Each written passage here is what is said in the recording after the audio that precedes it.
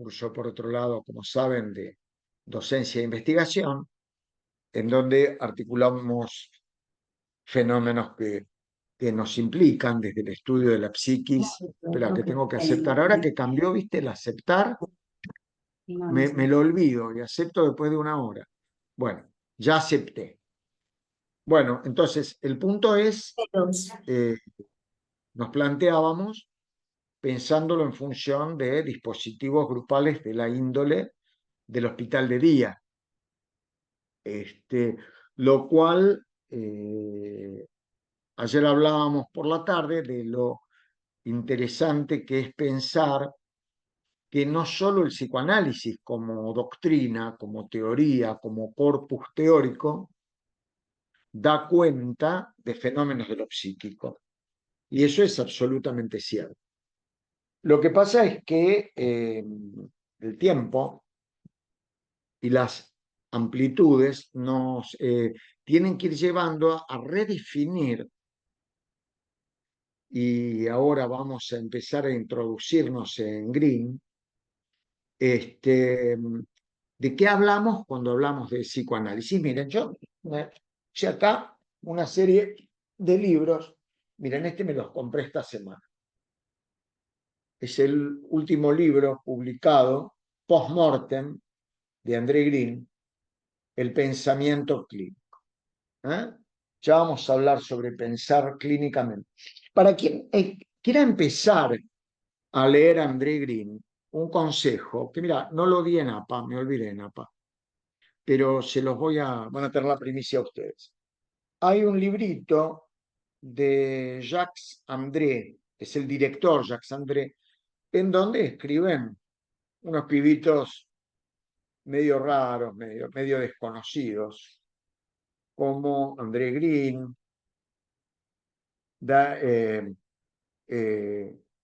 Daniel Whitlocker, creo que también escribe Didier Sier, que se llama Los estados fronterizos. Nuevo paradigma para el psicoanálisis. ¿Ah?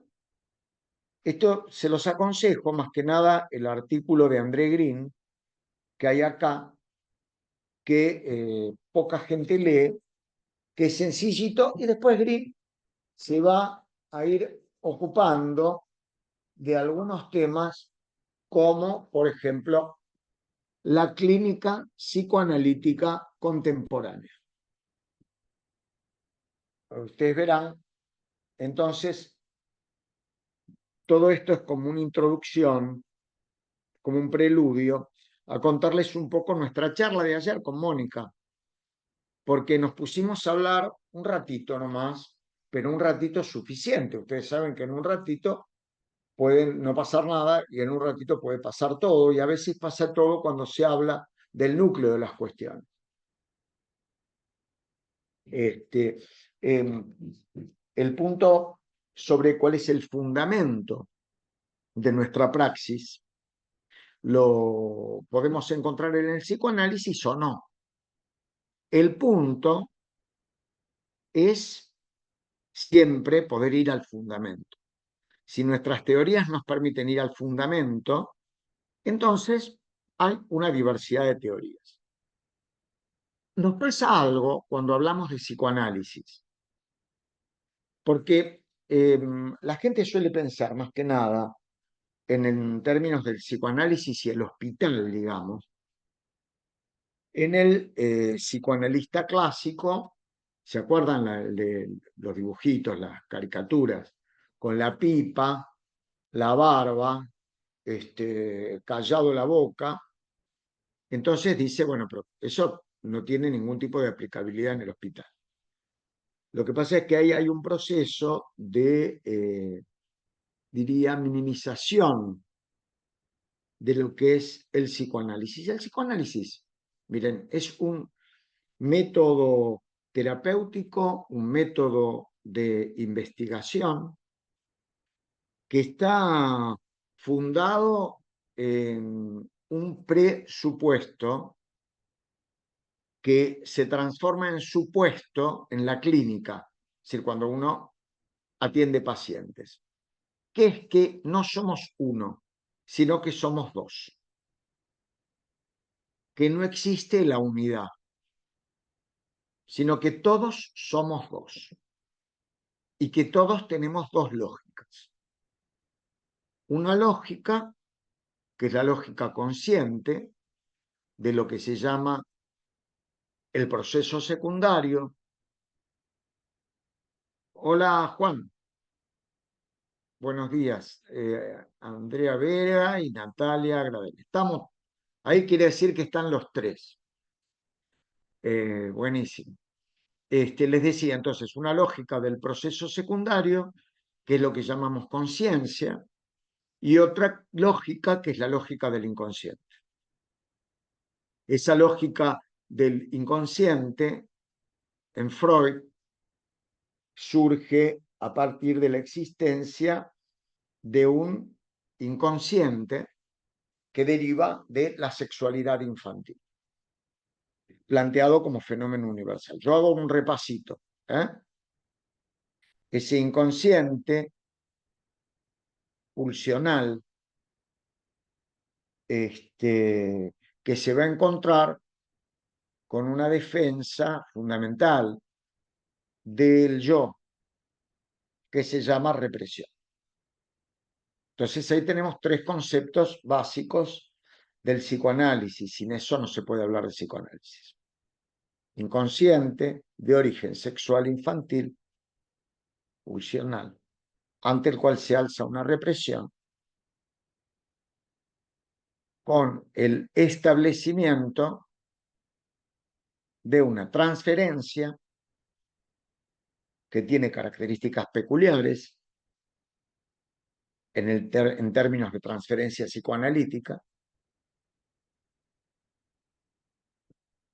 No es cualquier transferencia, nosotros acá tenemos transferencias, pero nunca esa transferencia, si yo me analizara con alguno de ustedes, nunca esta transferencia, si yo me analizo con Mónica, por ejemplo, nunca esta transferencia que hay acá sería la transferencia que tendríamos en un vínculo analítico con Mónica.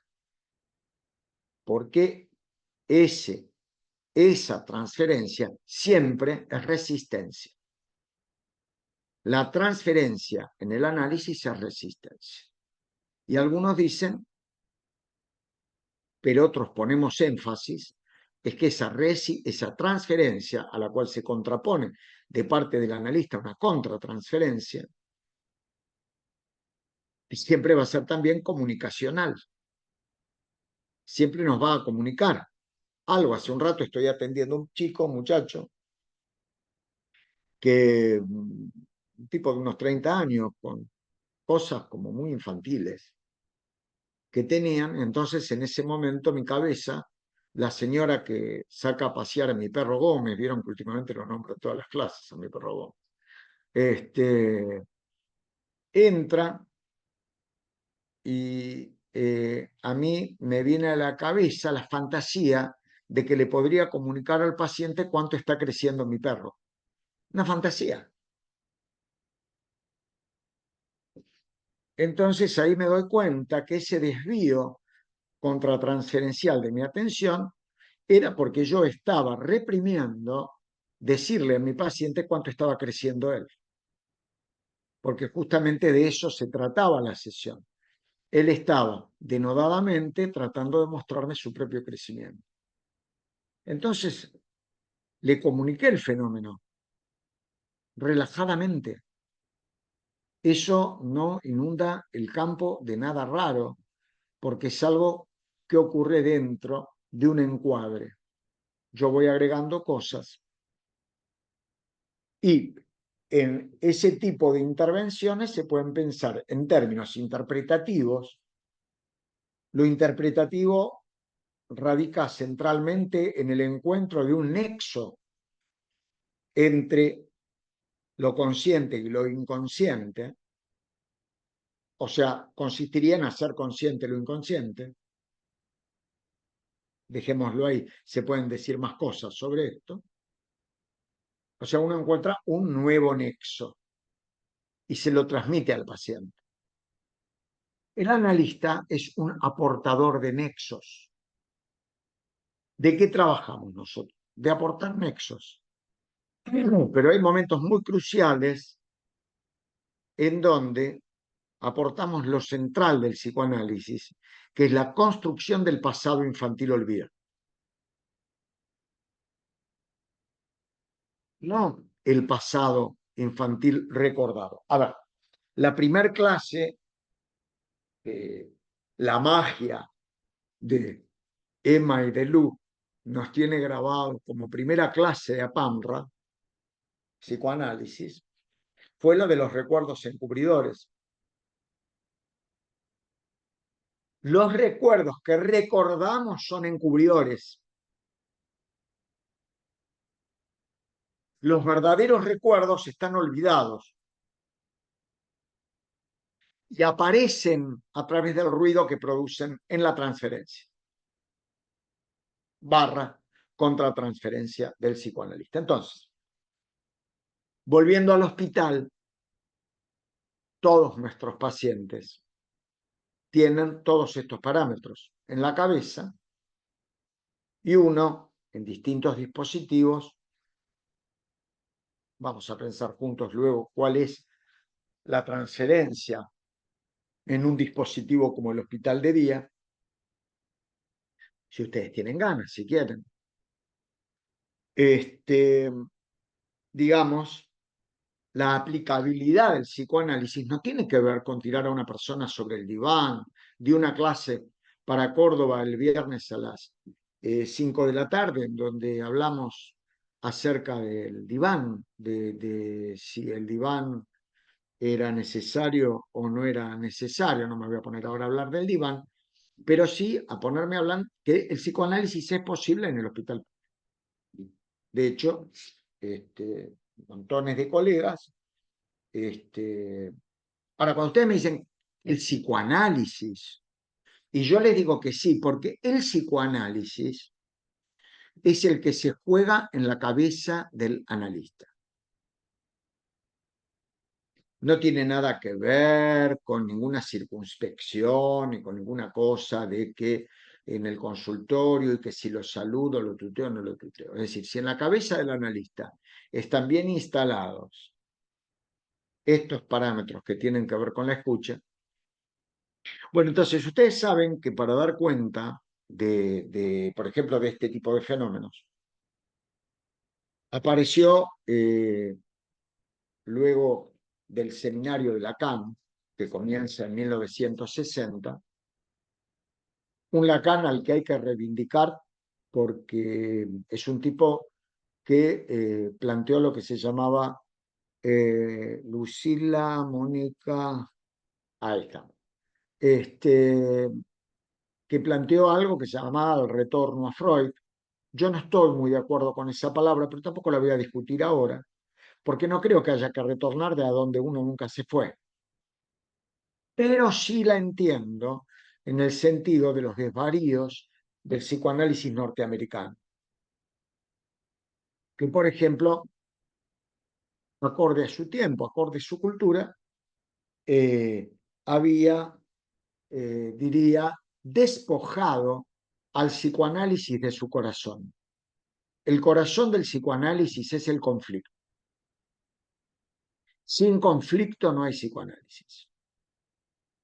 Entonces, claro, cuando hablamos, hola Débora, cuando hablamos de áreas libres de conflicto, en realidad le estamos quitando el corazón. Entonces Lacan se había analizado con un americano, Lowenstein,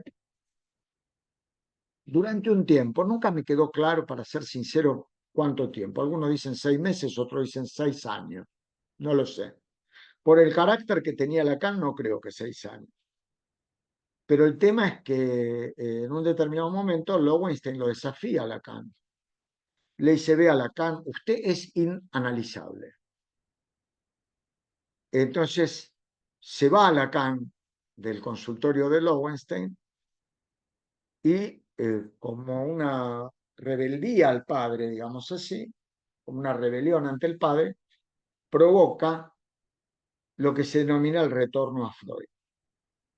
En ese sentido, un montón de psicoanalistas, principalmente de origen francés, lo siguen, con lo cual vuelve después de la guerra a tener centralidad el psicoanálisis en Europa.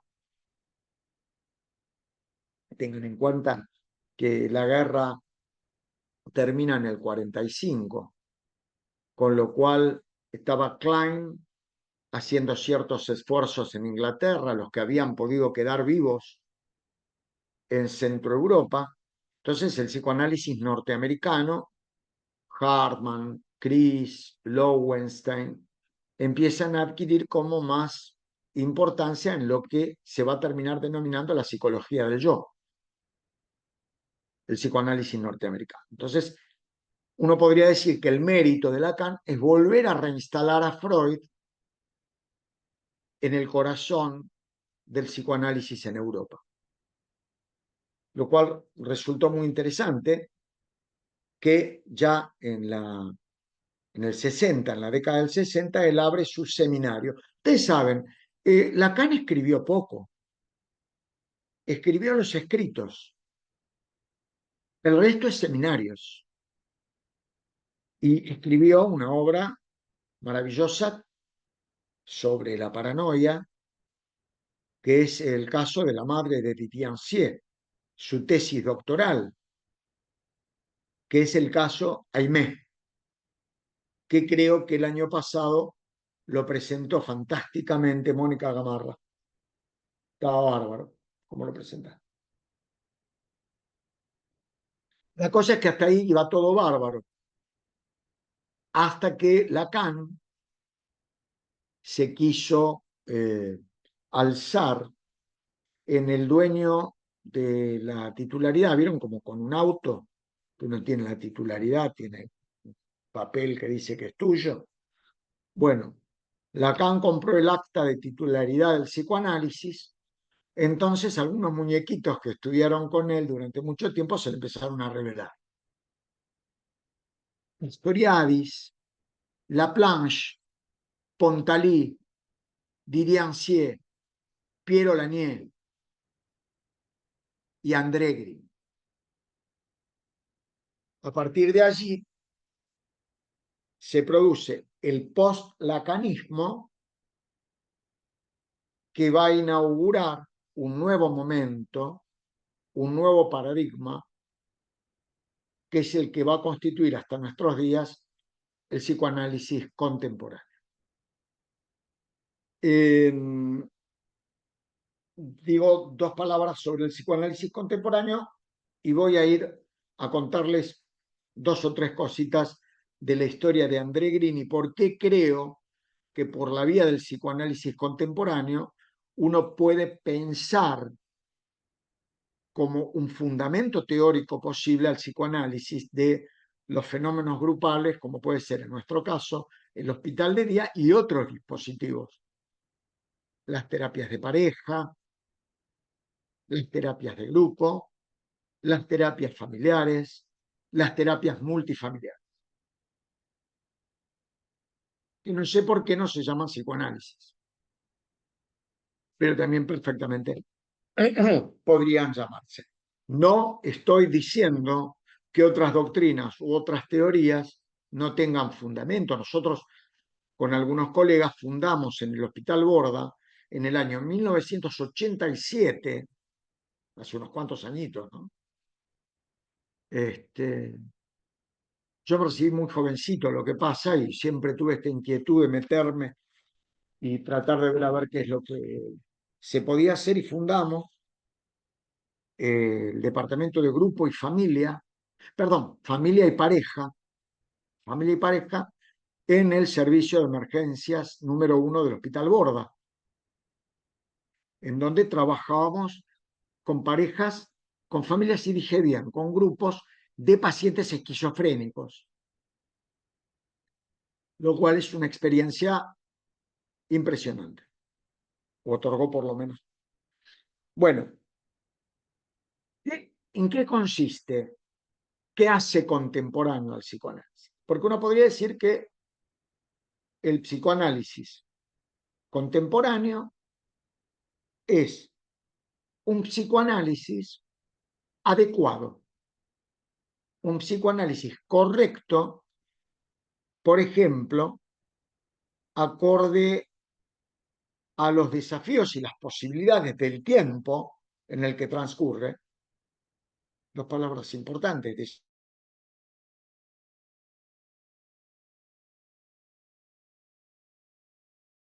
No estamos en la década del 60 o del 80.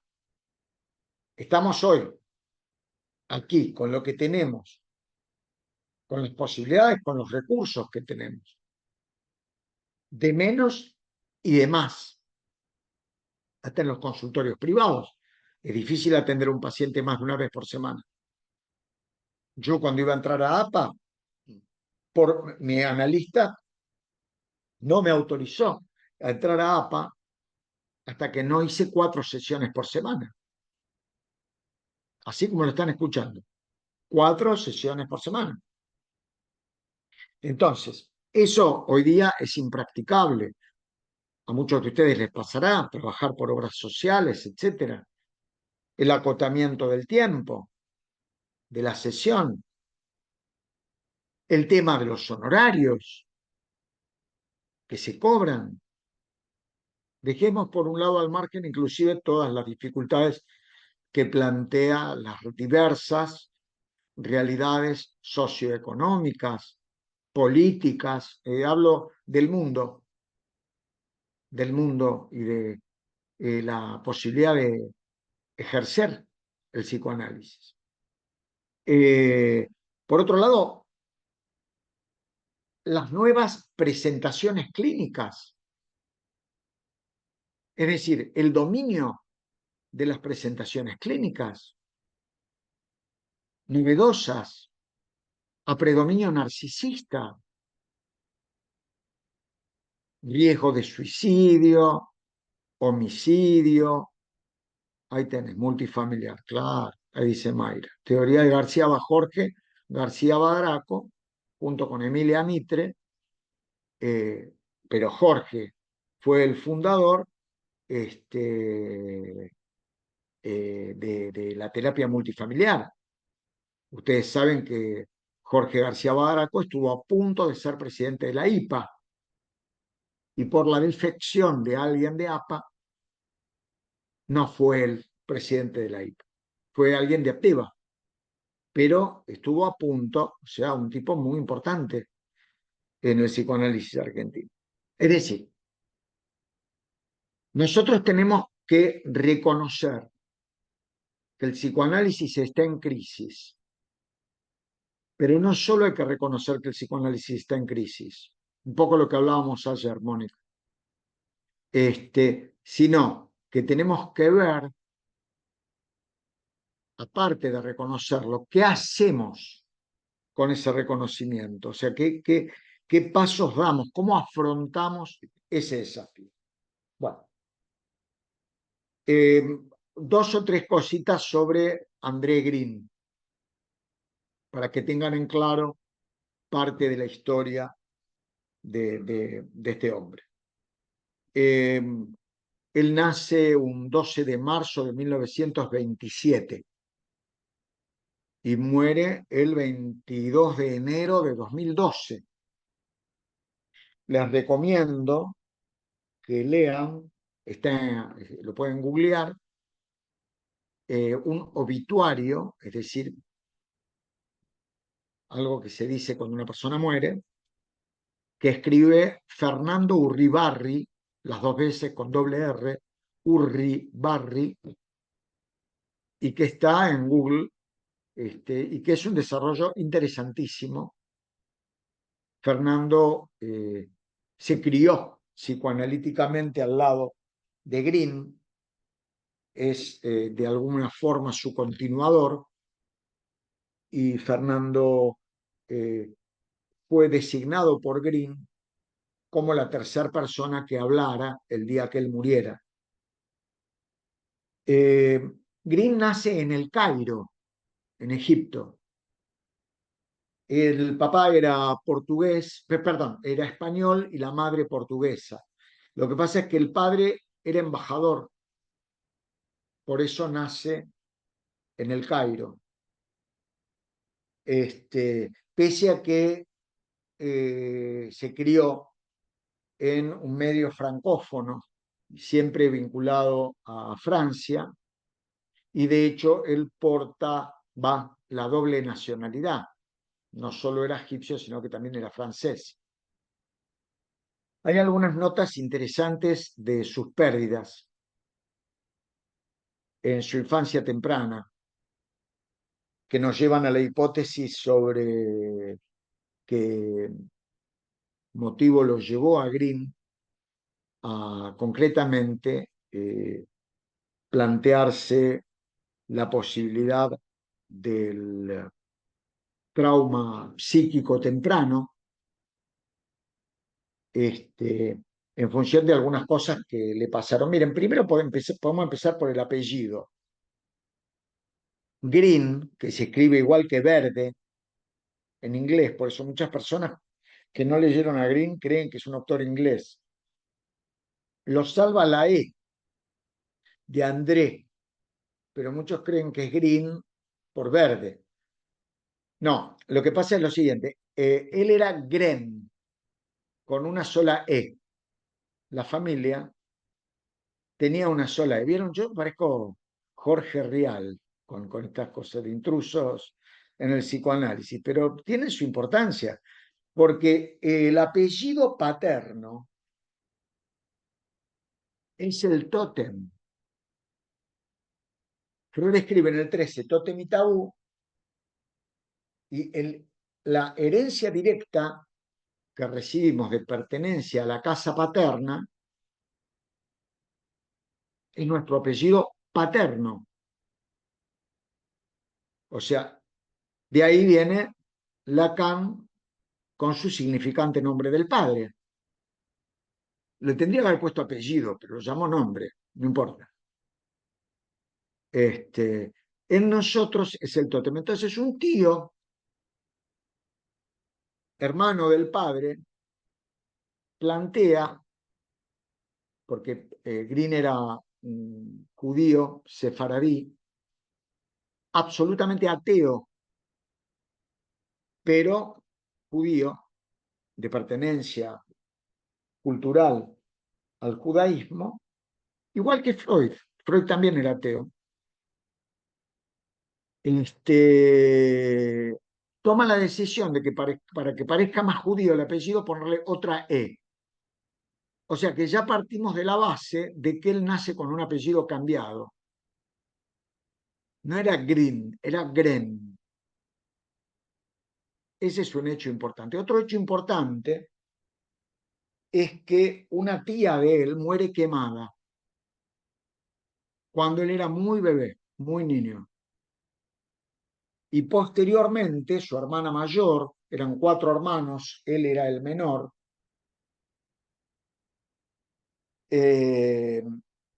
enferma en París muy gravemente. Entonces, cuando él era chiquito, 2 añitos, la madre tenía que ir permanentemente del Cairo a París, de París al Cairo, lo cual, toda esta cuestión que trabaja él de la pérdida temprana del amor materno, el sentimiento de pérdida de la madre, va a estar instalado desde su propia historia. Estudia en Egipto, en el Cairo, en el Liceo francés, y cuando estaba en el último año, pónganle año 45, se los nombro a propósito porque el año 45, ¿qué fue? El final de la Segunda Guerra Mundial. En el año 45 termina su liceo, su colegio secundario, y ahí conoce a una profesora de filosofía, Lidia Harari. A él le gustaba mucho la filosofía, de hecho pensaba ser filósofo, y estudiaba y estudiaba, estudiaba, y esta mujer le dice, toma, varía un poco ya de tanta lectura de filosofía. Toma, léete esto. y le da las lecciones de introducción al psicoanálisis del 15 y del 16. Entonces él la lee, las lecciones de introducción, que es como un resumen del psicoanálisis previo a la segunda tópica. Vamos despacito con esto, ¿se acuerdan? Primera tópica, consciente, preconsciente, inconsciente. Segunda tópica, el yo, el ello y el superyo. Entonces, a partir de allí, vuela a sus 19 años, en el año 46, a París e ingresa en la carrera de medicina, carrera que nunca le gustó. Hace psiquiatría infantil con un tal Sergei Lebovici, autor de conceptos fundamentales que poco se leen, como el antinarcisismo. El antinarcisismo es un concepto de Sergei Lebovici, y se une y se junta con Henry Hay. En el año 1953 se recibe de psiquiatra y en su autobiografía Green va a decir que ese es el año de su nacimiento, 1953, el día que se recibe de psiquiatra. Comienza su análisis didáctico en 1960, cuando ingresa a la Sociedad Psicoanalítica de París, de la cual hace 7 años, del 60 al 67, el seminario con Lacan, y se aparta del vínculo con Lacan por haberse alzado como jefe único, indiscutible, portador de la única afiliación con Freud. O sea, solamente se puede llegar, según Lacan, a Freud a través de Lacan. Eso nunca le gustó. Bueno, conoce en el hospital de Saint Anne, no se las quiero hacer muy larga, pero conoce a muñequitos como los que le nombré antes, el Rossolato, Piero Lanier, Laplanche, y va incorporando a lo largo de los años la doctrina de Winnicott y Bion. Bueno, ¿qué estamos diciendo entonces? Estamos diciendo lo que podemos aplicar también a qué psicoanálisis es el psicoanálisis que uno puede ejercer en el hospital, por ejemplo, en el hospital psiquiátrico. Es un psicoanálisis que retoma a Freud, lo reelabora, ¿te acordás, Mónica, lo que hablamos ayer a la tarde?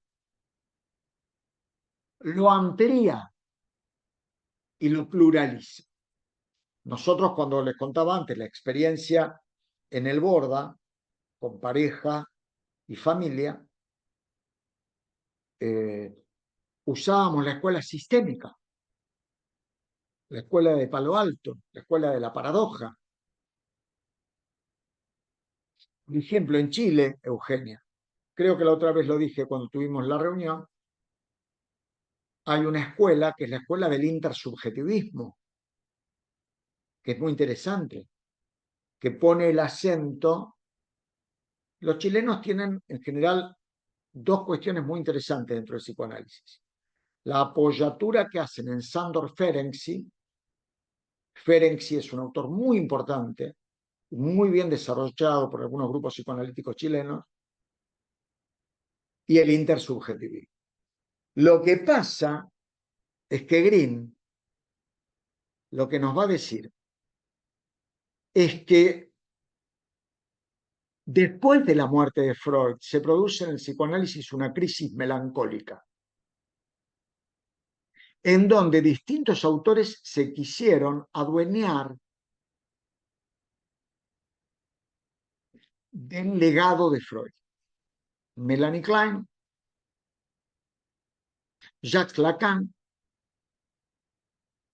la psicología del yo norteamericana y los intersubjetivistas, particularmente los europeos.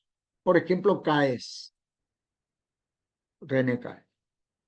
4 movimientos. Entonces les dijo, miren muchachos, miren, hay dos cosas, son tantas. En el año 75, delante de Anna Freud, en aquel momento el presidente de la Asociación Psicoanalítica Internacional era Leo Rangel. Yo no estaba ahí, tenía 13 años. Les cuento lo que me contaron. Pues es un chimento. Si estaba en el 75 ahí, tendría 80.000 años en este momento. No estaba ahí. Creo que estaba en la escuela todavía. Pero parece que delante de Ana Freud, ustedes saben, miren, yo supervisé con un ex paciente de Ana Freud, Moisés Quija, de Apple. Yo hice una supervisión de un año con Moisés. Tenía fotos de Ana Freud. Ustedes saben, Ana Freud, la máxima enemiga de Melanie Klein. Se odiaban, literalmente, se odiaban. Ya sabemos, como diría Estela, ya sabemos lo que es el odio, muchas veces, digamos, ¿no? Aparte, bueno, yo me desvío, total, ustedes ya me conocen, y en el desvío les voy armando como una especie de arco iris en donde ustedes eligen el color. Si tienen ¿cómo se llama? Esta aplicación Max de televisión, no sé cómo se llama, creo que se llama aplicación, esas aplicaciones que se puede ver en la tele. Hay una película que se llama La última sesión de Freud. ¿Lo viste, Moni? La última sesión de Freud.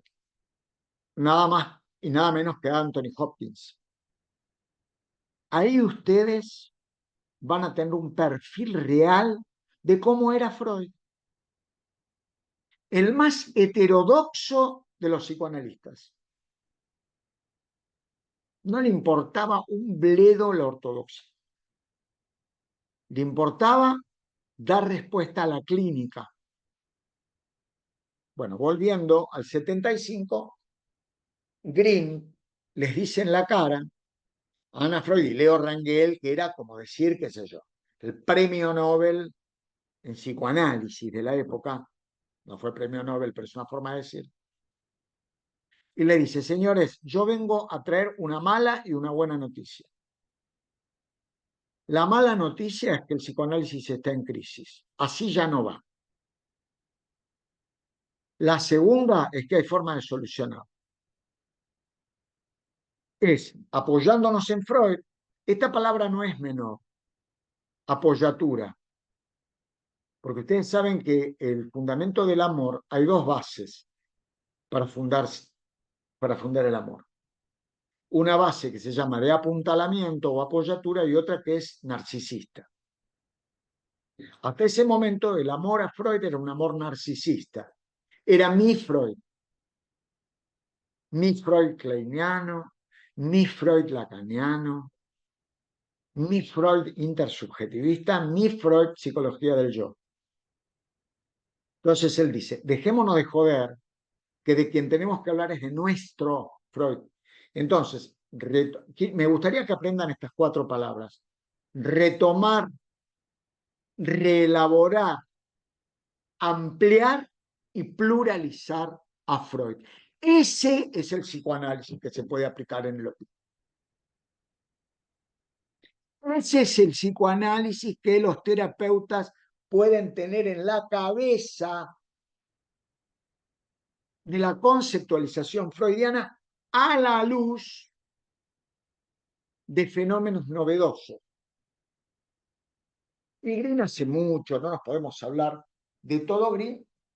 Voy a decir algo que es central y que ayuda mucho, y después les voy a leer las características del psicoanálisis contemporáneo, y de ahí vamos a pasar a una lectura hermosa que tiene.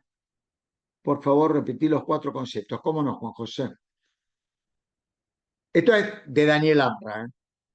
Esto no lo van a encontrar en ningún libro. Esto es mío. Pero es mío producto de la lectura yo les mostré. Tengo 24 libros, escribió André Green, y no sé cuántos artículos. Los 24 libros los tengo. Y aparte los leí, no solo los tengo. Retoma a Freud. Lo reelabora. lo amplía. ¿Qué significa que lo amplía? Ahora te lo digo, retoma, reelabora, amplía, porque incluye los conceptos, Andrea, winnicottianos, fundamentalmente del holding, del handling y de la presentación objetal. Es muy interesante lo que hace con el holding winnicottiano, porque él va a decir que en la mente del bebé, que podría ser el paciente en la transferencia, por ejemplo, el paciente grave en la transferencia en un dispositivo vincular de cualquier naturaleza, grupal, vincular, como ustedes lo quieran llamar. Y ahora vamos a hacer un jueguito técnico también, que por ahí puede llegar a servir. Eh, eh, el bebé se debate en dos extremos, entre dos extremos, respecto de la madre. La madre del bebé temprano, el paciente grave en la transferencia. ¿Me siguen? Trauma temprano. La madre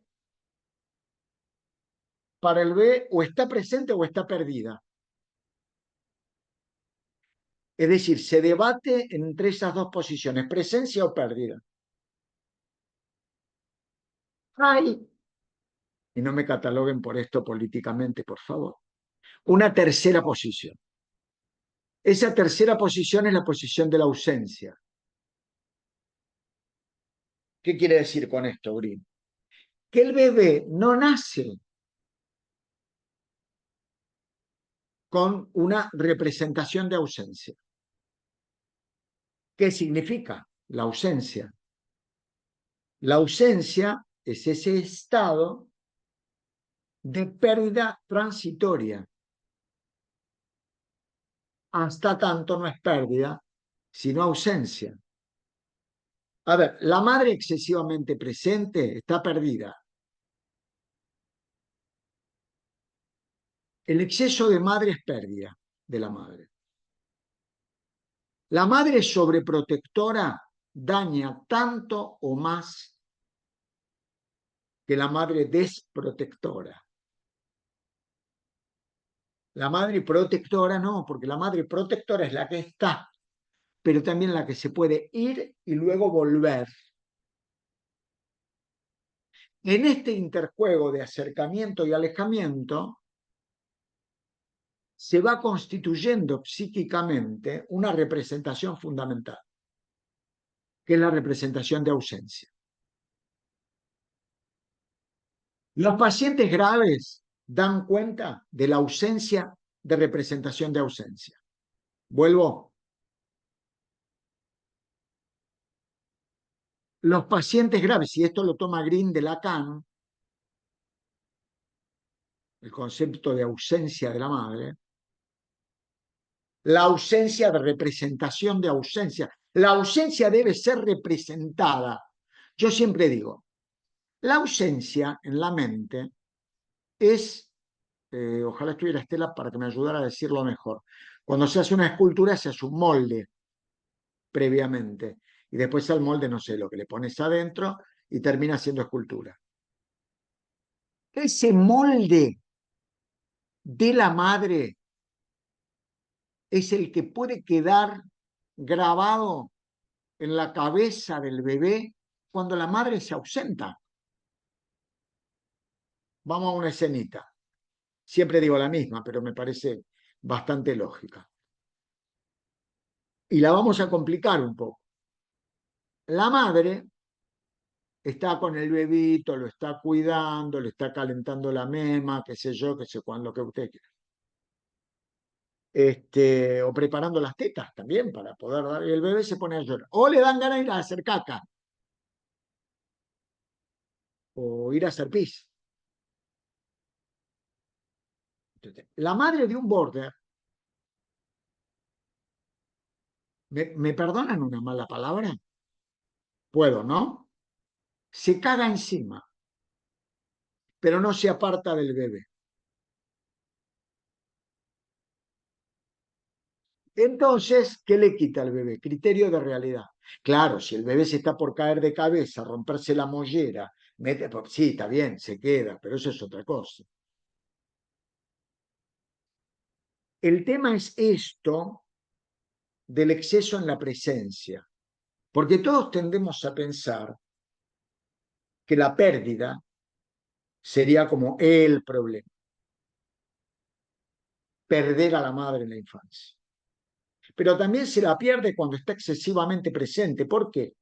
Porque entonces se transforma en imposible de reemplazar. Y la madre tiene que preparar al hijo para que la pueda reemplazar, reemplazar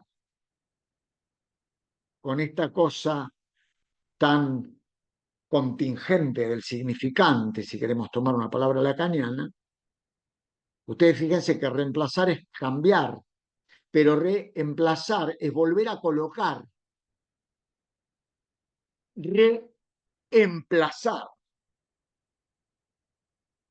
a la madre. Entonces, la mamá está en el baño y el bebito llora porque el bebito quiere la teta siempre.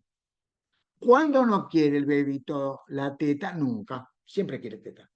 Teta, teta, teta, teta, teta. Mi suegro a mi hijo mayor lo llamaba como un bicho de campo, el choncaco, porque le dicen, no sé bien qué animal es, pero el choncaco parece que es un bicho que se pone en la teta de la vaca, chupa, chupa, chupa, que nunca, jamás quería, tomó 3 años, yo ya estaba harto, la madre también, pero seguía dando en la teta. ¿Viste? Entonces llega un momento en donde ya estaba con la teta. Por supuesto, con el respeto que la intimidad de cada pareja, cada mujer, cada familia tiene. Si me das a elegir, mejor darle la teta. ¿Me explico? Ahora, no como mi viejo, que tomó la teta hasta los 6 años. Mi viejo tiene una melliza, mi viejo murió, pero mi tía, su melliza, que mi abuela me contaba, yo viví algunos años con ella, que se sentaban los dos mellizos, cada uno en una sillita, le agarraba la teta a la madre a los 6 años. Ahí hay un poco. Se fue por demás. Distinto es si hay desnutrición infantil. ¿Se entiende? Porque si hay desnutrición infantil por falta de recursos, viva la teta, queda claro. Nada de apologismos, todo en su medida, porque ahí las pulsiones de autoconservación preceden a la satisfacción sexual. Bueno, entonces, les decía, cuando está la madre en el baño, el bebito está en la cuna, claro que va a estar llorando. Mamá, mamá, no dice mamá todavía, pero grita, llora, cambia el tono de la voz. Los que hicieron observación directa de bebé, el método de Stervic, lo saben esto, el bebé, las mamás, todas las mamás que hay acá, saben que los bebés tienen para cada cosa un tono distinto. Inclusive esto se puede ver en los animales, por ejemplo en los cuervos. Ustedes saben, la mamá cuervo tiene un graznido, el bebito cuervo tiene otro graznido y el papá cuervo, que da vueltas al árbol en donde está puesto el nido, cuidando, tiene otro tono. Esto está probado por estudios. Entonces, ¿qué quiero decir? Porque si no, no termino más con la función encuadradora. Y con Winnicott, porque no me olvido, y con Winnicott. Que en la cabeza del pibe se arma un encuadre de la madre, que no es la madre misma, pero que la representa. Y solo la representa en ausencia. Entonces, función encuadradora, la representación psíquica de la madre en ausencia de la madre. O sea, representación psíquica de la ausencia de la madre, por ende, recrear a la madre en ausencia. Entonces el bebé se pone a jugar. Por ejemplo, con esas cositas que se le ponen en las cunas, o con otras cositas que puede tener, o con su fantasía, su imaginación, recordando a la madre, reelaborando, chupando de otro modo el chupete, jugando con la lengua, con las manos, con su cuerpo, reconociendo su propio cuerpo como un buen acompañante. Es decir, la función encuadradora, ahí va lo que decía respecto de Winnicott, que lo dirigía hacia Andrea, es el derivado psíquico del holding winnicottiano. Y ese encuadre de la función encuadradora del handling. Por eso mismo, en los dispositivos grupales, también es importante que los terapeutas se ausenten.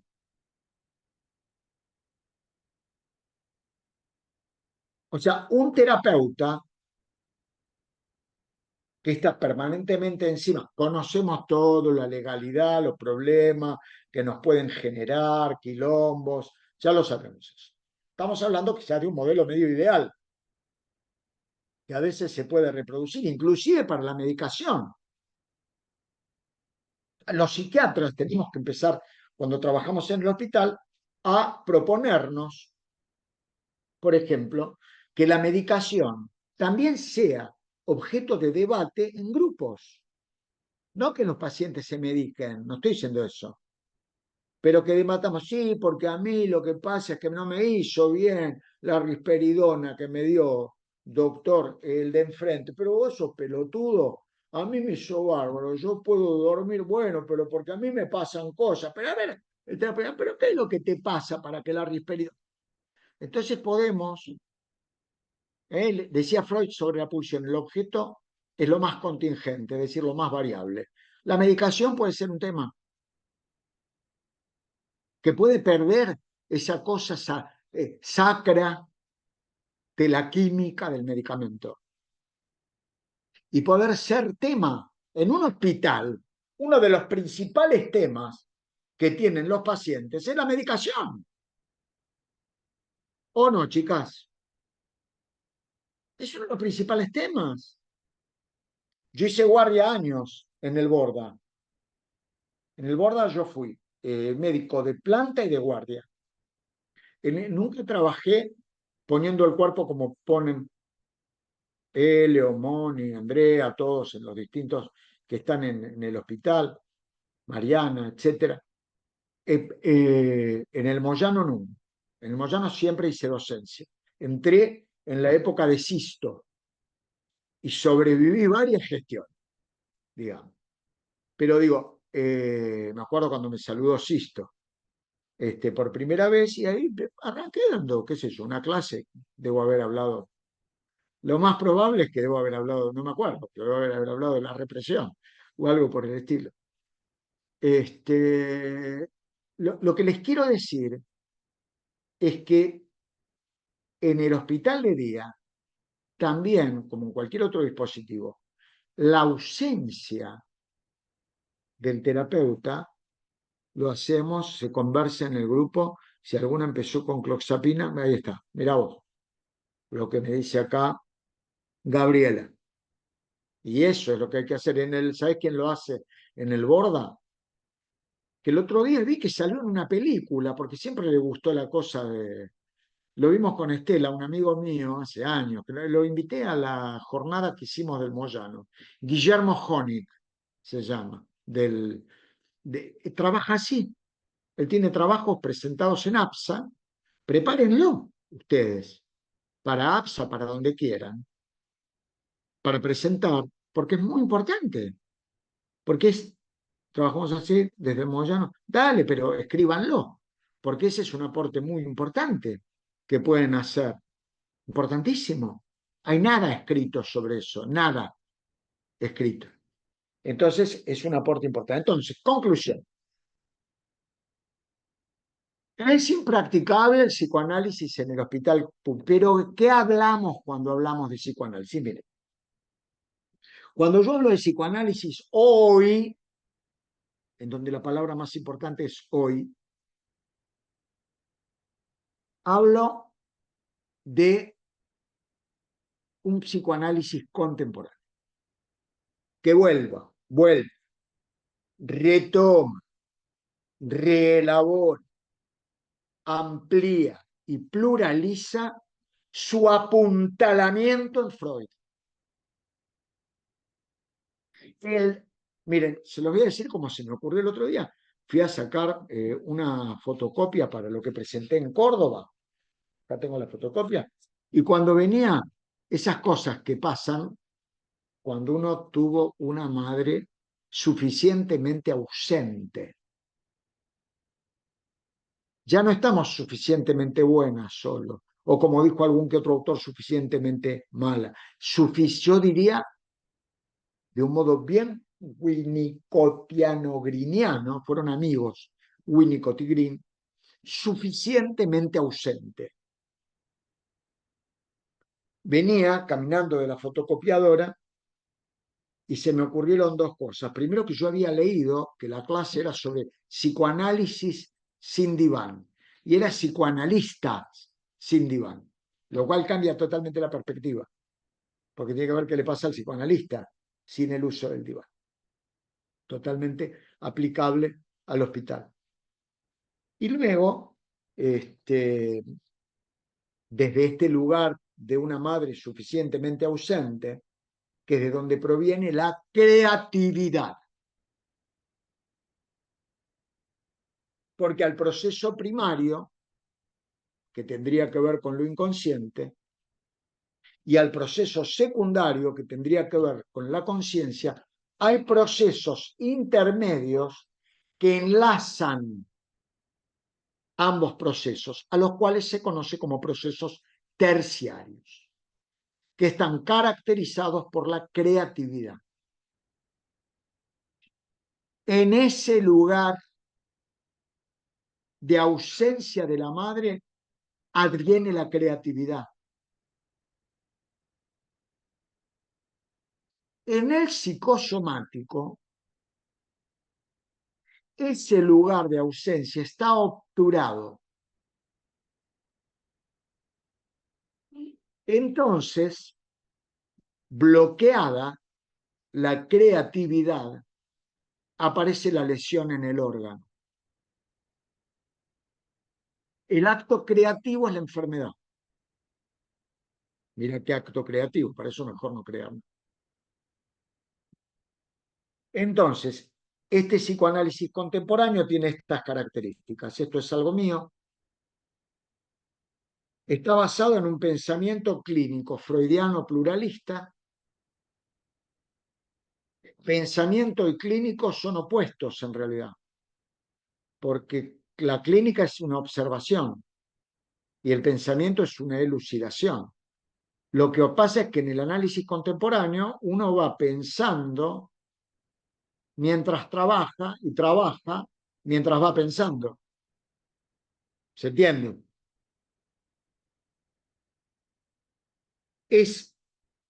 Y aparte es clínicamente extendido con o sin diván. Mi perro se encarga en que yo hable más fuerte. Ustedes lo sabrán disculpar, pero no tiene todavía constituida la representación de ausencia. Entonces, un pensamiento clínico freudiano, pluralista, clínicamente ampliado o extendido con o sin diván. No podemos hablar del diván, tenemos 3 horas, así que no me voy a poner a hablar de él. Es intertextual hermenéuticamente hablando. La hermenéutica es la ciencia que se encarga de la teorización. es intertextual. Yo leo El hombre de los lobos en Freud, busco sus connotaciones en Lacan. Yo tengo una ficha hecha que casi me matan mis compañeros cuando la leí en APA, extensísima, sobre El hombre de los lobos. Algún día creo que la envié al grupo del hombre de los lobos, en donde cito, qué sé yo, 780.000 autores. Porque vos tenés cómo agrupas Freud con Lacan, con Klein, con Kohut, con Kember, con Mahony, es intertextual. Este es un concepto que trabajamos mucho con Daniel Brócoli. Luego, la centralidad de la clínica del psicoanálisis contemporáneo, mirá si es para el hospital, es narcisista.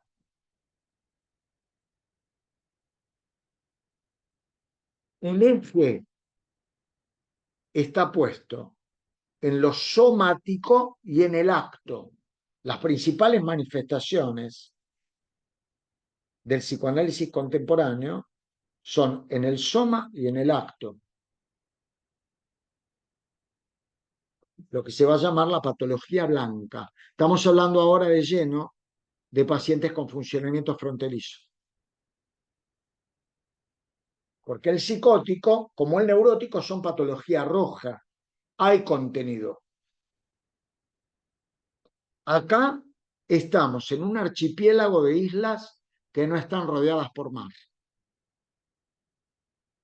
No está interconectado. Es todo blanco. No hay sangre. Es la patología del frío, del vacío, gélida. Es la víctima del vampiro. Me pongo ahí literato con esto. Es encuadrador variable, o sea, el encuadre puede ser variable, ¿entiende? Porque es aplicable en el hospital. Aparte hay un encuadre interno del analista, lo que les conté del perro, que me pasó a mí hace un rato, una hora y media. El encuadre interno centrado en la persona y en la personalidad del analista, que es lo que más importa en este sentido para llevarlo a cabo, que utiliza algo que se llama apuesta pulsional. Lo que yo hice con este pibe, cuando correlacioné lo del perro con él, es una apuesta pulsional. Antigua, si me agarraba, por ejemplo, un informe de supervisión, un kleiniano, y yo hago un relato como este, me echaba de la supervisión en su momento. Yo entré en APA en el año 99, si hacía un informe de supervisión en donde ponía que me había pasado esto, me decía, esto es acting del analista, usted como analista no sirve, váyase. Así era. Les aclaro, porque quedamos los sobrevivientes. La preeminencia es contratransferencial e imaginativa. Pasa que se están peleando tanto. Me hacen acordar a mis chicos que tengo que venir acá a rentarlos. Ponele en el hospital de día. Ponele en una terapia de grupo. Ponele la interpretación de la transferencia. Pero, che, ni mis hijos se me joroban tanto. Paran de pelear. Una intervención de pura cepa psicoanalítica. A veces uno se confunde y dice, no, pero es una psicoterapia. Es que el psicoanálisis es una psicoterapia. ¿Sino para qué? Nosotros no somos filósofos, somos clínicos.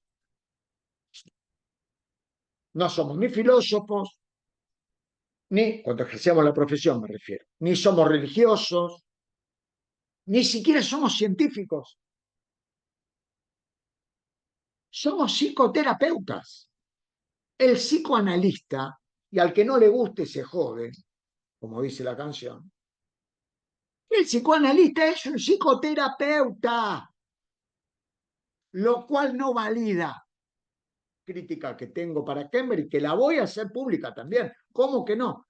En el Moyano el 27, en el Moyano, en el Borda el 27 de octubre, presencial en el curso, que armó Maximiliano Kelmansky, que me invitaron a hablar de Kember, no saben con quién se metieron, porque yo ir a decir loas no voy a ir a decir loas de nadie. No Maxi, pobrecito, yo lo adoro, Maxi es un amigo, amigazo, de corazón lo quiero. Pero él dice psicoterapia expresiva, pero hermano, jugátela un poco más, porque no hablas de psicoanálisis, Kember. Ya estás grande. Llegó la hora de que pongas el volantazo y que te des cuenta que tenés que pluralizar y que no sos Dios, por más que nadie sepa realmente fehacientemente dónde naciste, porque algunos dicen que sos chileno, otros dicen que sos suizo, otros dicen que sos norteamericano. Está bien, yo entiendo tu secreto, pero eso no te hace Dios. Perdóname, Kember. Yo hablé con Kember personalmente, ¿eh? Porque a mí no me lo regalaron esto que les estoy diciendo. Yo hablé con él en Barcelona, hablé en San Francisco, cuando estaba todavía casado con Paulina, antes de ponerse en pareja con su secretaria. Lo cual, problema de él, yo estoy contándoles la historia para que sepan cómo es la historia.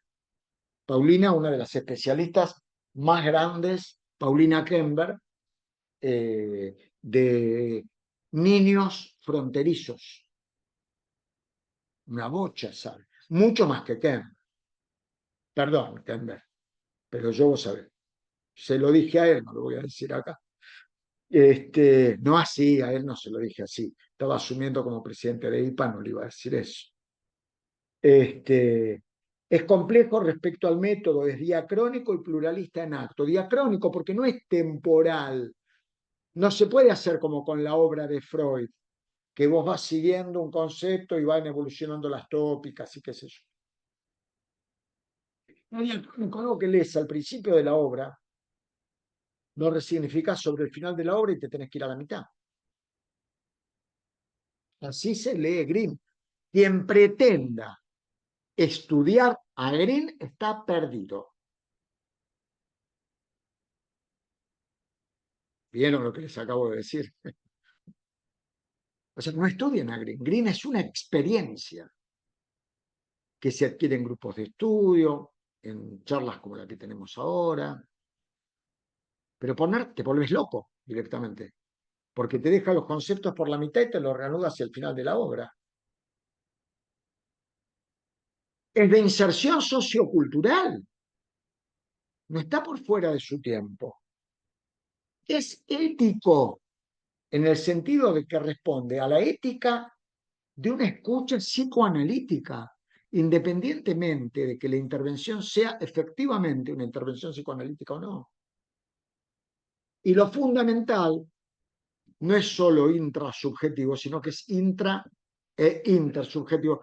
Lo de la tercera tópica, es más, vamos a dejarlo para la próxima. Dale, que hablamos de eso, es posible que sea nuestra última clase y estaría bueno redondear con la tercera tópica antes que en los últimos 40 minutos de la clase dialoguemos un poquito con un material que tiene Mónica. ¿Te parece, Mónica? Hola, sí, bueno, sí, vos andabas parando, ¿no? Porque, bueno, un poco que tendríamos que decir lo que hablamos ayer, que el artículo que me diste para leer eh, es de un autor que se ve que escribe en Centro 2, bueno, que es un lacaniano, se llama Juan Carlos Stagnaro, y bueno, indudablemente la posición de él es eh, una práctica dentro del hospital de día, porque él escribe sobre un hospital de día, con esas intervenciones y ese dispositivo de hospital de día con tendencia lacaniana, y que el nuestro obviamente que no tiene, desde ya que nosotros ¿Ves por qué estamos muy pero ves por qué te mandé heterodoxos. ese material? Sí, ¿Ves por qué es te una mandé ese visión material? más, es una visión más, es algo como para ver, bueno, cómo le surgió, bueno, de alguna manera pensar ese hospital de día desde un dispositivo que él llama, desde la clínica lacaniana se llama el cartel, ¿no? Que es un dispositivo pensado para hacer análisis, pero también para para los estudiantes de psicoanálisis también. O sea que, bueno, eso indudablemente lo hace, lo piensa desde ese lugar y está muy bueno, es una visión como para tenerla en cuenta, pero también lo quiero aclarar que no se trata de ninguna manera de la visión que tenemos nosotros en Hospital de Día, porque Por somos eso. muy heterodoxos, trabajamos interdisciplinariamente y no solamente utilizamos el psicoanálisis. Por eso me pareció importante una lectura Mm, que se va al otro extremo, mm, ¿entendés? Como contrapartida. Déjame decir una sola cosita, que es un mm, concepto de Green, mm, para que no se confundan con este concepto, mm, porque mucha gente no lo tiene claro. La locura privada. Ustedes mm, saben que Green escribe de locuras privadas. mm, Es un libro de él. Vamos a tratar de definir en pocas palabras la locura.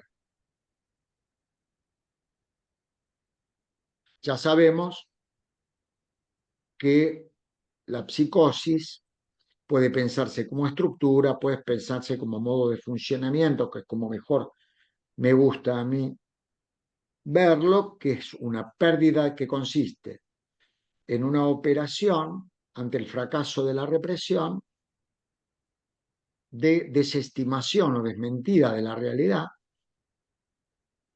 lo cual provoca una pérdida de la realidad en donde, recurriendo al preconsciente y tomando palabras que son tratadas como cosa, capítulo 7 de lo inconsciente de Freud, 1915, la palabra es tratada como cosa y se genera un parche que tapa ese apartamiento de la realidad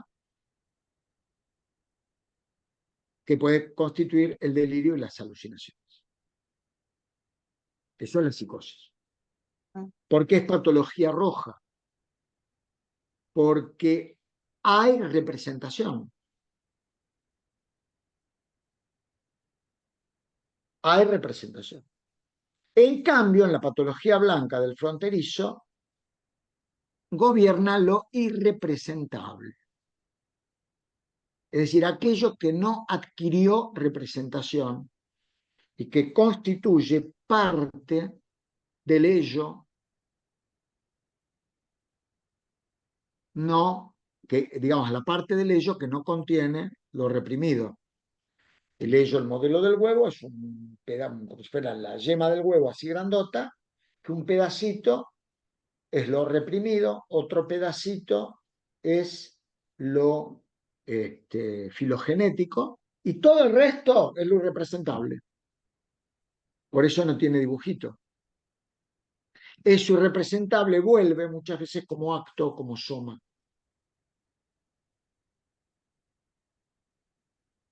Es en el tratamiento que eso puede adquirir representación.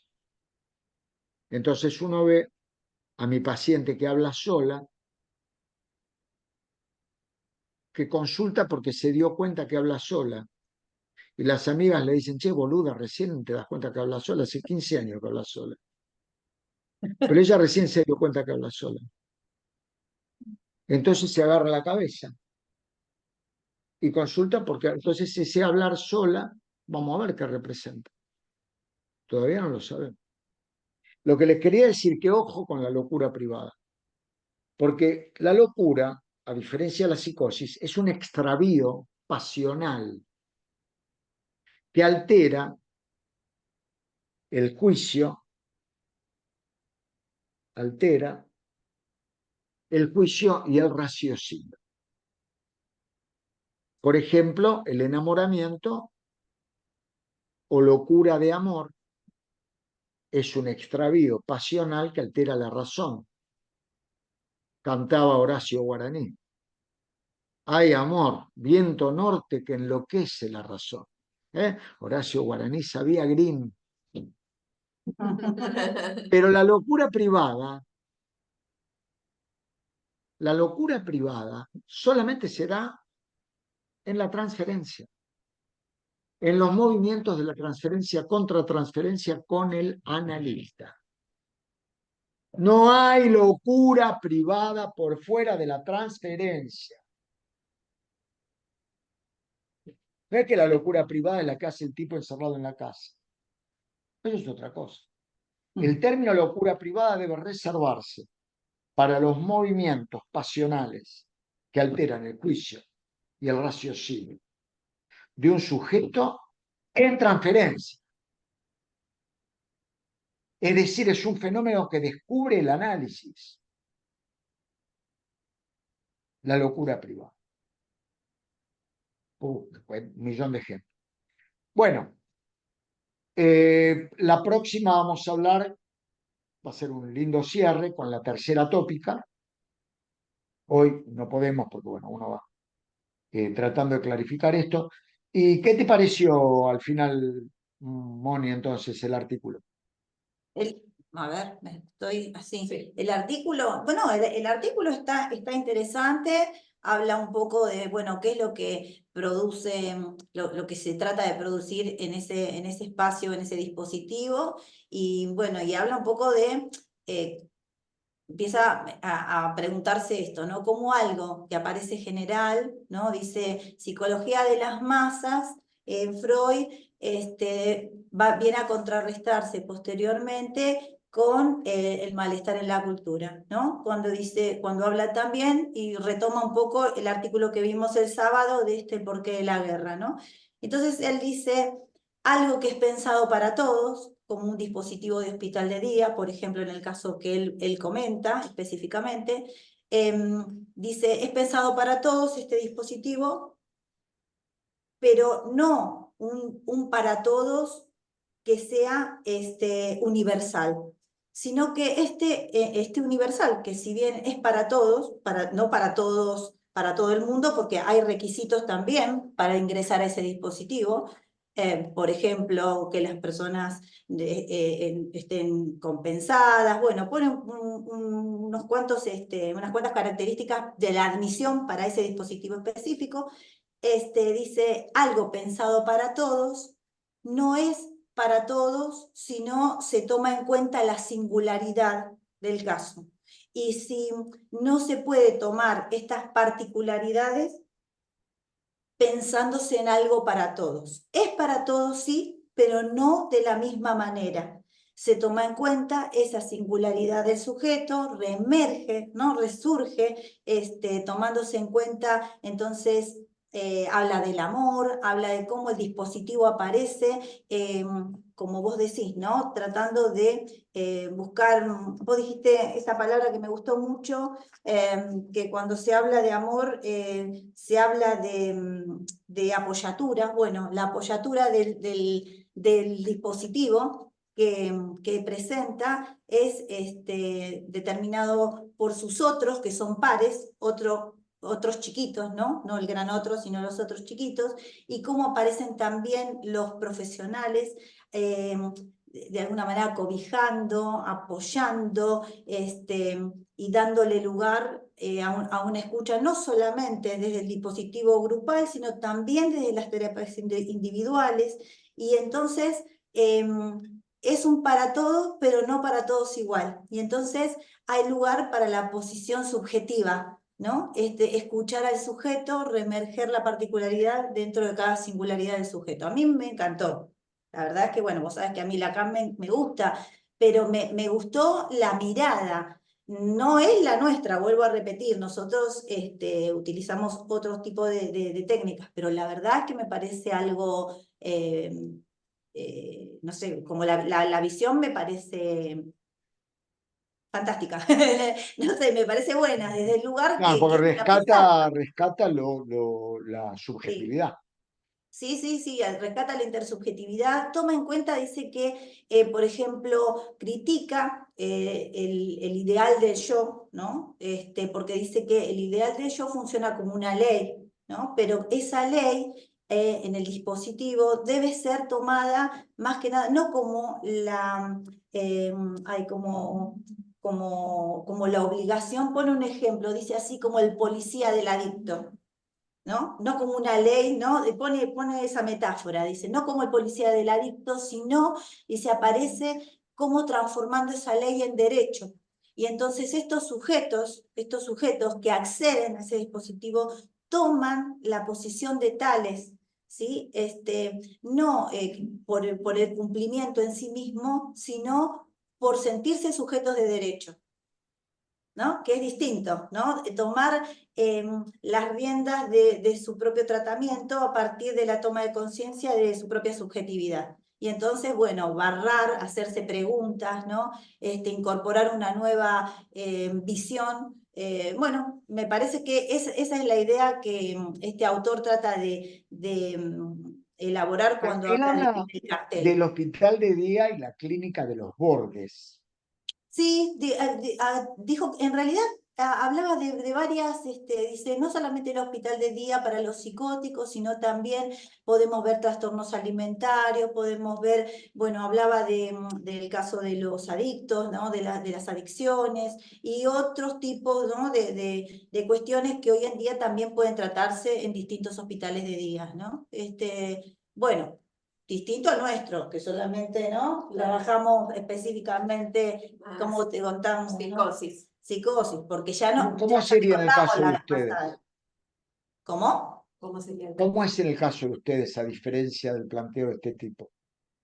Bueno, La población, claro. la población en general que nos llega, ya sea derivada de nuestro HOSPI o de otros hospitales o salitas de salud, en general nos llegan los casos más complejos, la papa que está quemando y que nadie quiere hacerse cargo, son psicosis. ¿Sí? En general llegan pocos casos border, y lo que hablábamos recién con Moni es que cuando llegan también un poco lo compartimos, fue el encuentro antes de las vacaciones, desestabiliza al grupo, porque bueno, es totalmente otra forma de vincularse, y en general no permanecen por mucho tiempo en el dispositivo, por muchas razones.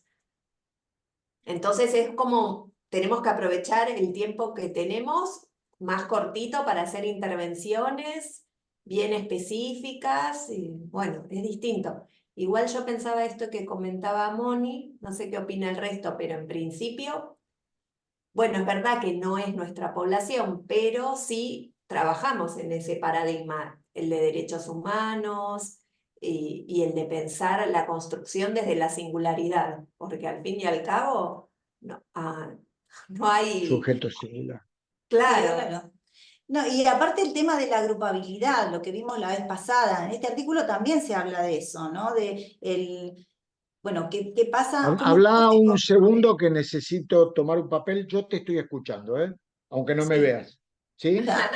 No, no, de esto de la agrupabilidad que lo hablamos la vez pasada, pero también en el artículo se habla, ¿no? De cómo también se va construyendo esta agrupabilidad en el caso del dispositivo, porque em, muestra como instrumentos, presenta instrumentos determinados para que esa agrupabilidad se sostenga y no se sostiene desde el deber ser, desde el cumplimiento de la ley, porque hay un otro, ¿no? que indica que, ¿cómo se llama?, hay que hacerse así, o aparece la norma desde arriba, el cumplimiento de la ley. No, aparece desde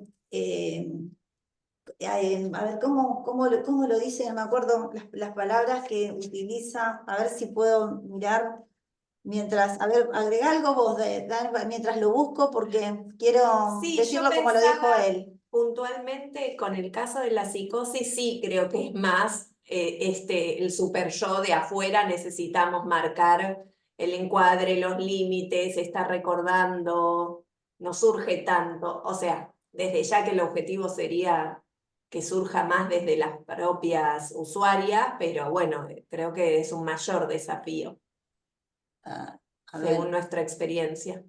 La perspectiva del discurso consigue lucubrar un lazo social a partir de la lengua y de lo simbólico permite, agregando bueno, el S2, la representación del sujeto y ubica el goce como producción. Y acá dice, en este sentido, el dispositivo de hospital de día permite una función de transferencia de goce a partir de los productos como objetos separables, articulan una dimensión posible del otro en tanto recorte de los objetos de borde.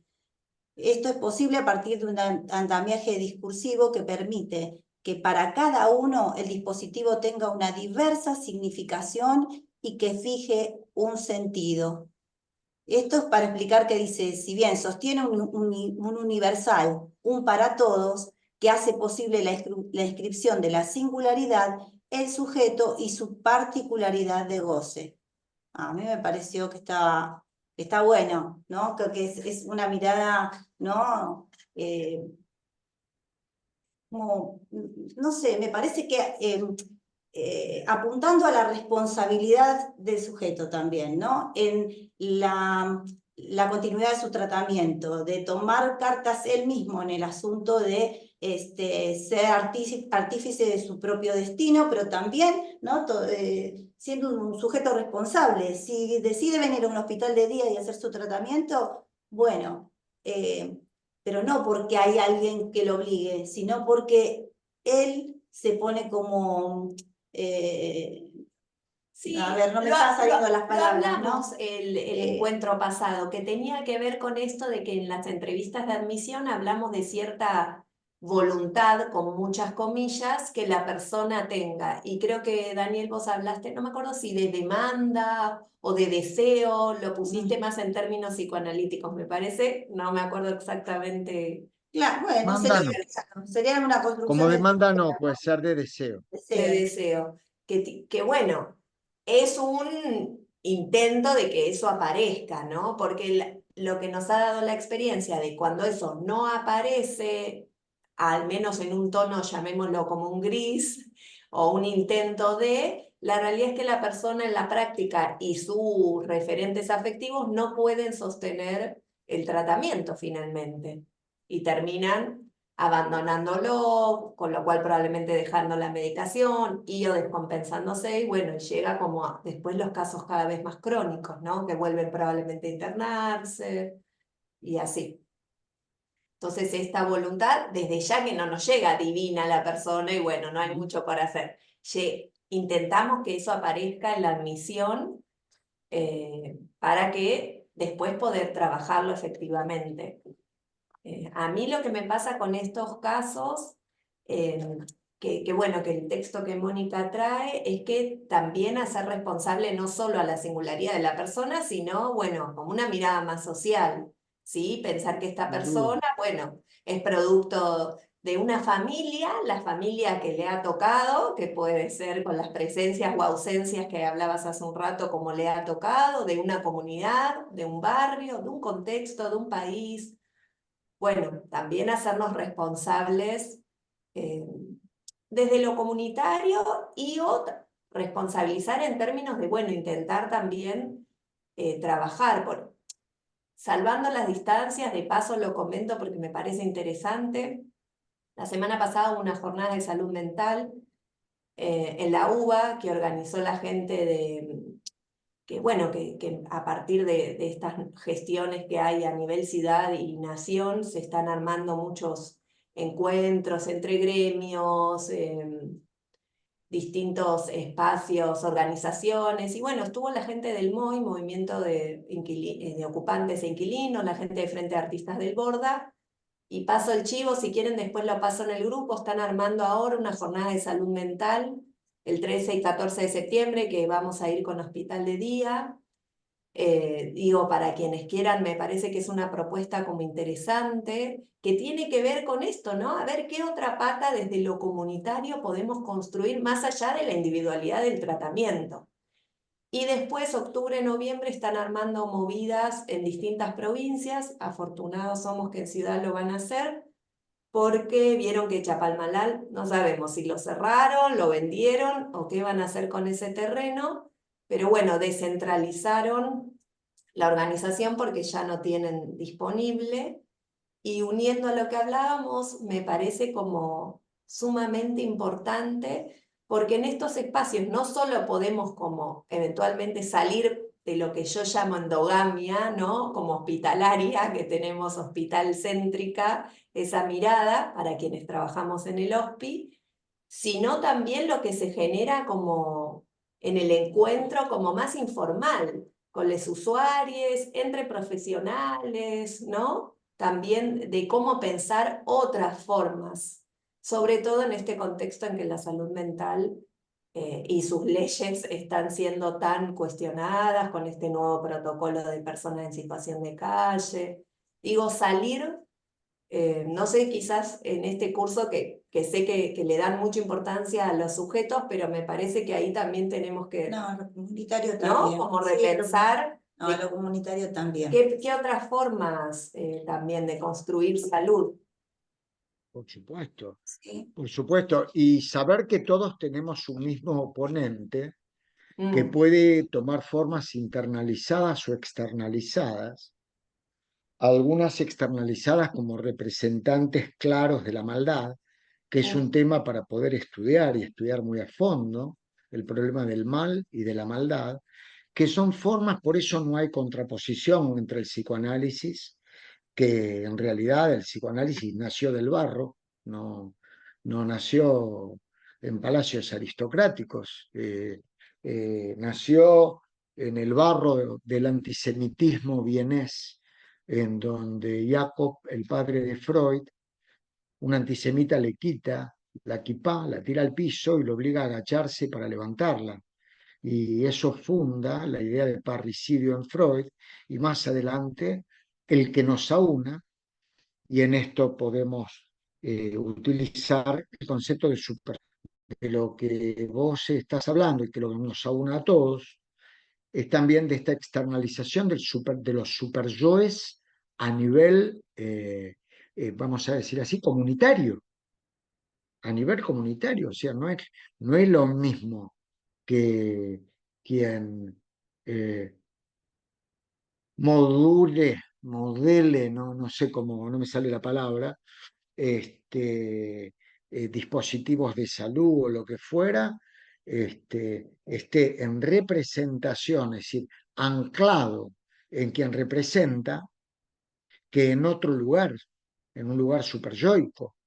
Por eso es importante que desde la base, nosotros que somos los que llevamos a la práctica las políticas sanitarias, evitemos las ansias, las divisiones internas, porque una de las funciones más importantes que tiene la libido es la ligazón, la unidad, la ligazón, la unión, no la unión con cualquier cosa, pero sí la ligazón, y la principal función del superyo es la desligazón.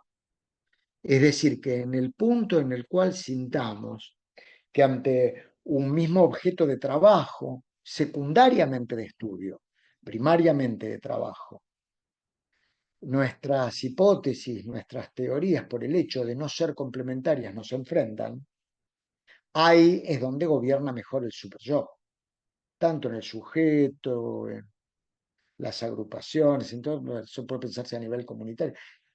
Yo soy un convencido que el combate por la salud mental en todas las áreas, de todos los modos, de todas las formas, en todos los abordajes, es en definitiva un combate contra el superyo.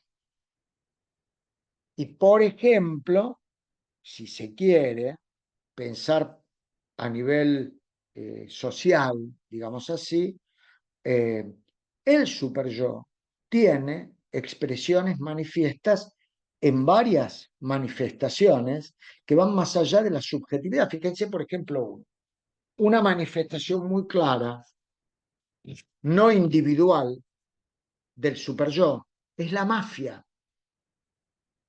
La mafia, las mafias, son formas externalizadas de superyo, digamos.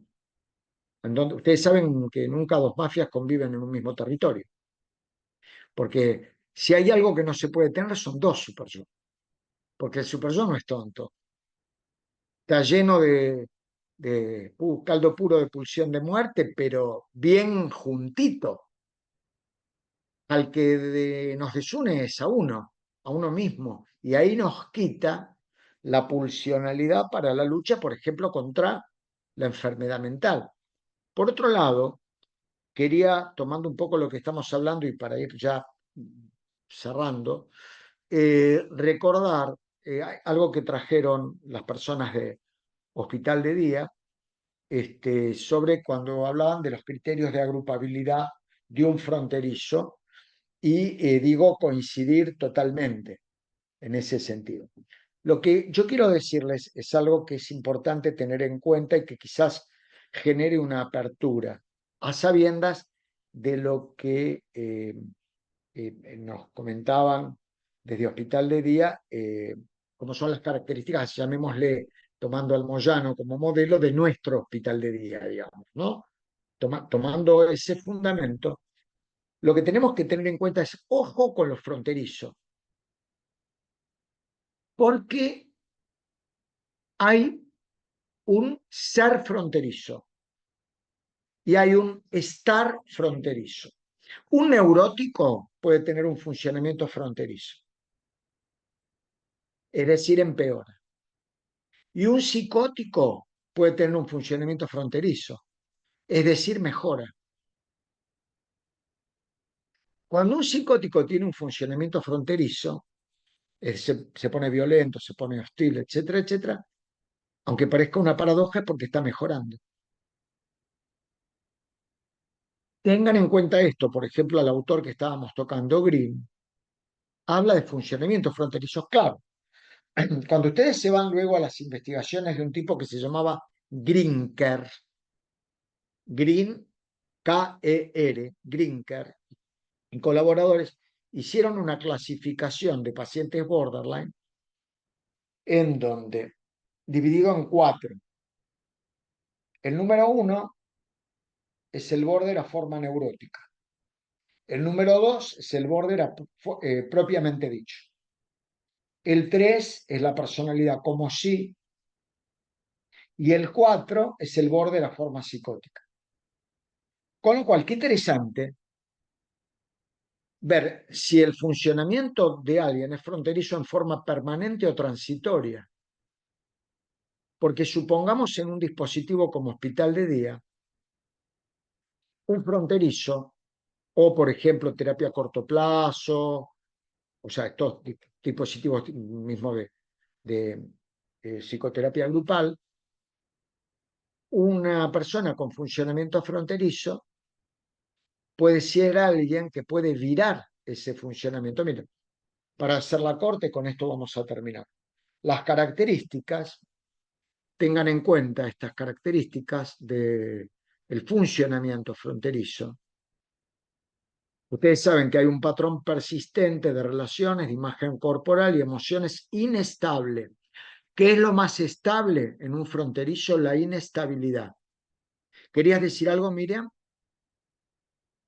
Me pareció. En las relaciones, en la propia imagen y en las emociones. O sea, hay una disregulación emocional pronunciada, impulsividad.